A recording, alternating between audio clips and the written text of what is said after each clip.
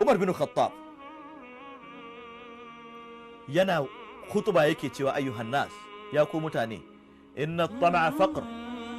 guri da neman ƙarin dukiya da rashin wadatar zuci, wannan fa shine talaucin fa. Wa innal ya'sa ghina,